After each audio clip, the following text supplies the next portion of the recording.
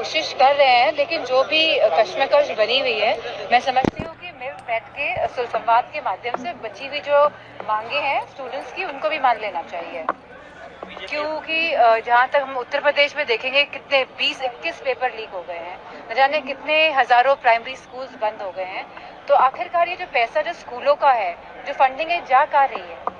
हमने देखा है कि किस तरह से एक्सप्रेसवे बन रहे हैं, किस तरह से भ्रष्टाचार हो रहा है, कैसे 4000 हजारों करोड़ के एक्सप्रेसवेज में पहले ही बारिश नहीं झेल पा रहे हैं, लगातार वहां मरहम पट्टी चल रही है सड़कों पर। तो आफ्टर ऑल ये भ्रष्टाचार क्यों हो रहा है? चाहे वो हमारा इंफ्रास्ट्रक्चर से रिलेटेड भ्रष्टाचार हो, चाहे हमारा ये शिक्षा पूरे विभाग से रिलेटेड भ्रष्टाचार हो। तो लगातार इस सरकार में हमने देखा है कि जहां युवाओं के पास रोजगार, नौकरी और उनका जो हक है, जहाँ पे फेयर एग्जामिनेशंस हो, वो भी उनको नहीं मिल पा रहा है।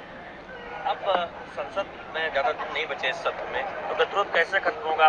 गृह मंत्री तो अब सत्र जैसे भी खत्म हो, ये लोगों के बीच में बात पहुंच गई है और बहुत गहरे तौर पे पहुंची है कि जहां इस सरकार ने युवाओं के साथ, हमारे देश के बच्चों के साथ अन्याय किया है। देखिए, सरकार पहले की तरह सबको गुमराह करने की कोशिश कर रही है। अगर होम मिनिस्टर तैयार हैं, जवाब देना चाहते हैं, तो आके सदन में अपना चेहरा दिखाएं, अपनी हाजिरी लगाएं और जवाब दें। वो तो 17-18 दिन से सदन चल रहा है, एक भी दिन नहीं आए हैं। वो आएंगे तो हम सब चुप होके उन्हें सुनेंगे, पर शर्त यह है कि वो आए। तो ये तो शर्त नहीं हो सकती कि पहले हम चुप हों और फिर वो आएंगे। शर्त तो ये है कि आप आइए, आप जवाब दीजिए, आप जिम्मेदारी लीजिए। उसे आपकी शक्ल देखेंगे तो हम बैठ जाएंगे, लेकिन आप आ ही नहीं रहे हैं और मीडिया में बस सरकार अपनी ही बातें बना रही है। उनको ना जवाब देना है, ना उनको जिम्मेदारी लेनी है, ना उन्हें स्टूडेंट्स की चिंता है। और एक फर्जी चिंता उन्हें झारखंड की जो उन्होंने मुद्दा उठाया है, ये भी वो हमेशा से करते आए हैं कि नेहरू के ज़माने में ऐसा हुआ था, उस सरकार में ऐसा हुआ है, इस सरकार में ऐसा हुआ है।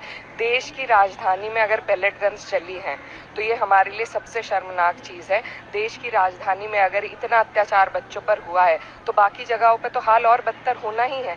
आप देश की राजधानी में बैठे हैं, आपको सबसे पहले यहाँ का जवाब देना है, क्योंकि यहाँ आपकी जिम्मेदारी है। हम झारखंड में नहीं खड़े हैं, हम देश की संसद जो दिल्ली में स्थित है वहाँ खड़े हैं, तो हम यहीं का जवाब मांगेंगे। झारखंड में भी हम सब स्टूडेंट्स के साथ हैं, वहाँ भी सरकार से जवाबदेही लेनी चाहिए। लेकिन ये तो आपका रास्ता साफ नहीं कर सकता ना कि पहले उनसे लो, वहाँ तो बाद में प्रोटेस्ट शुरू हुआ है, यहाँ पहले हो गया। आपने जवाब दे दिया है, आप पहले ये बताइए, आपने जवाब दे दिया, आप सदन में आ गए, जो आप वॉट अबाउटरी पे फिर से लग गए हैं, तो ये बेकार की बातें करने वाले लोग हैं। बात ये भी आ रही है, राम मंदिर पर जो डिस्कशन की बात हो रही है, तो ये कहा जा रहा है कि स्टेट इशू है, इसका SIT ऑलरेडी गठित है। SIT कहाँ से गठित हुई थी?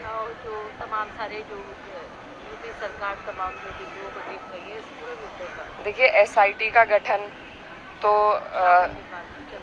जी, SIT का गठन सेंटर से हुआ था। SIT से पहले भी जो ट्रस्ट बना था उसका गठन सेंटर ने किया है। प्रधानमंत्री जी ने शिलान्यास भी किया, इनॉग्रेशन भी किया, सब कुछ केंद्र सरकार ने क्रेडिट लिया। ऐसा तो नहीं हो सकता कि कोई चीज़ बन रही है तो आप उसका क्रेडिट लेंगे, कोई चीज़ जब उसमें खामी है तो आप उससे दूरी बना लेंगे। जनता बेवकूफ़ थोड़ा ना है भाई, जब आप शुरू से लेकर आखिर तक किसी चीज़ का क्रेडिट ले रहे हैं, आज उसमें कोई खामियां पाई गई हैं तो आपको उसकी भी जिम्मेदारी लेनी चाहिए। आखिर देश की जो मेजॉरिटी है उनकी आस्था का सवाल है, सभी लोग सवाल पूछ रहे हैं, आपको क्या शर्म है? अगर आपने कोई गलत काम नहीं किया, आप आके सफाई दे दीजिए, दोनों ही चीज़ पे सफाई दे दीजिए, देनी तो पड़ेगी।